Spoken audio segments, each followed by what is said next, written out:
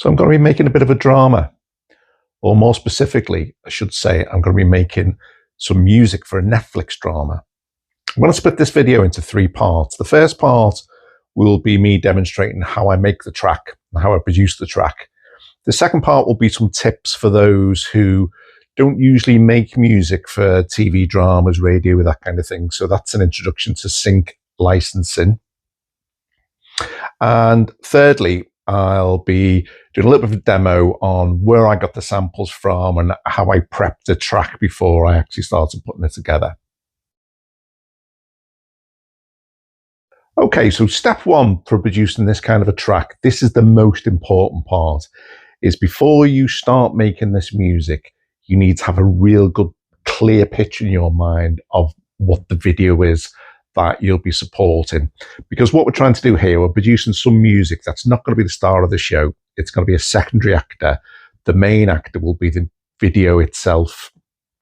So the picture I've got in mind is a young girl who's having a lot of trouble at home, and she decides she needs to get away. So, you know, she's had a difficult life, but she doesn't really know the city. She leaves a town, and this music will be playing as she's leaving her town and arriving at the city, and the realization that, you know, the position she's in and where she has to go next. So that's the theme that I've got in my mind, and it's important that I have that in my mind. If I don't have a clear picture like that, what I tend to find is as I'm making a track, it will vary too much and it won't have a storyline. It'll just meander into different themes. So I'm going to keep that firmly in my mind. And what I'm going to do, I'm going to load up a bit of free software called Remixlive. I'm going to make the whole thing on my mobile phone, because this is a demo that hopefully will be accessible to many people, whether you've got, you know, a top-class studio, or whether you're just starting out with some basic equipment like a phone and some free software, really. So let's get into making this track.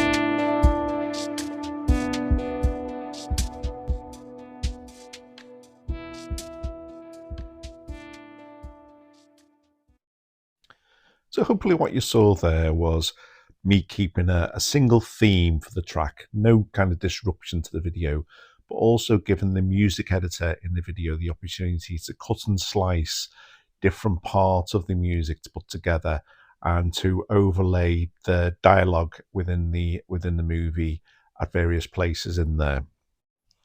So I'm just going to save this file now, and then I'm going to move into the next section where we've got some tips on producing sync music and sync libraries.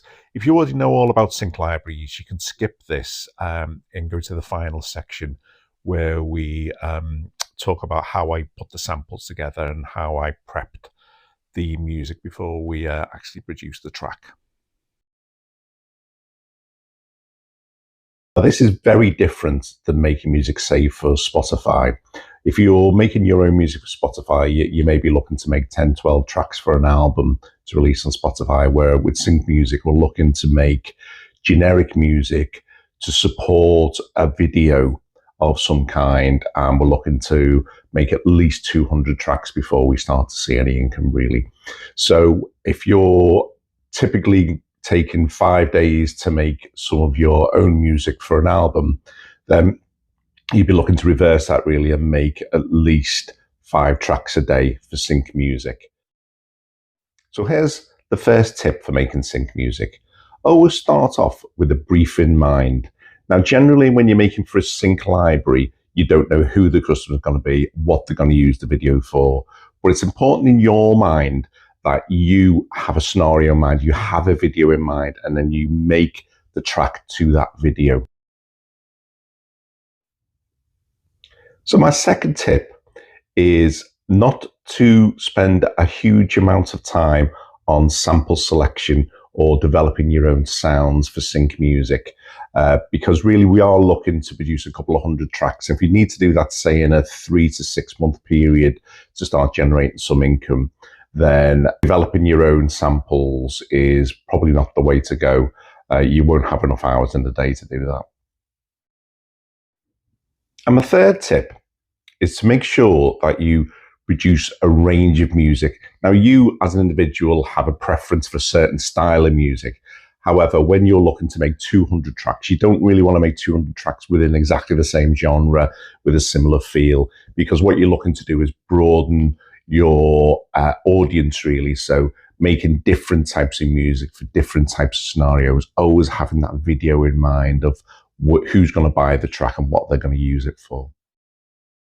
So my fourth tip is about selecting the right sync library. Now, there are many, many sync libraries out there. And if you are starting out, I would pick one of the larger sync libraries with a broad audience before you find a niche. And at that point, when you've got a body of work, you can approach some of the more specialist sync libraries who might work harder, shall we say, to try and get you placements on different videos. And my fifth tip is to ensure that your music always plays the supporting role. The lead should be played by the video that your music is supporting.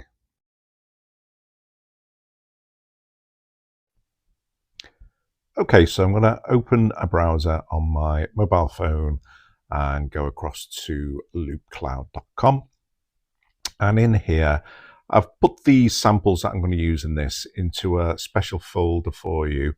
And I've called that All the Drama after this video. So if you type in All the Drama, it should bring up a couple of things there. And there's the one with the cow on the front. So that's me, Beach Tree Sound. So if you look through these, all the samples that we're going to use in Remixlive are all listed here. So you'll be able to just go in, download these and put them into Remixlive. If you don't have a loopcloud.com account, you can easily set up a free trial and be able to download these. Okay, so this is in Remixlive here now, and these are the samples. So you can see here that I've got the sample name displayed on screen, so you can put the samples into the right boxes.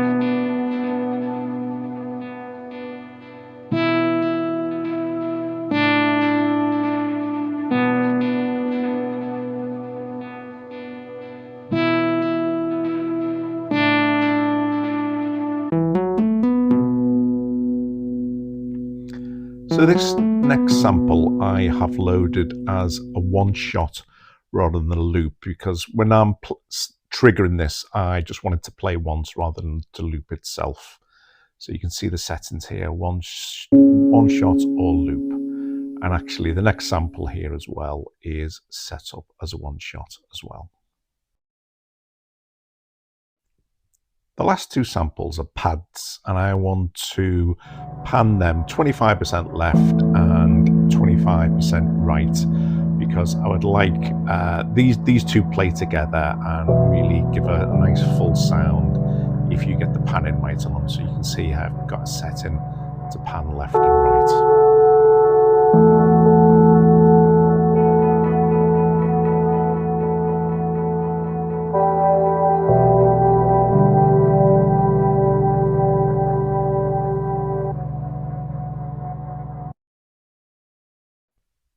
This track is very atmospheric, but the bass I've used is very dry. Therefore, I want to permanently add some reverb to the bass channel, the yellow channel 3 here. So what I'm going to do is I'll select this reverb, set it here, and I'll put the lock key on to keep the reverb playing here. So that's all my samples all loaded and ready to perform. If you enjoy this video, please give it a like and subscribe. Thank you.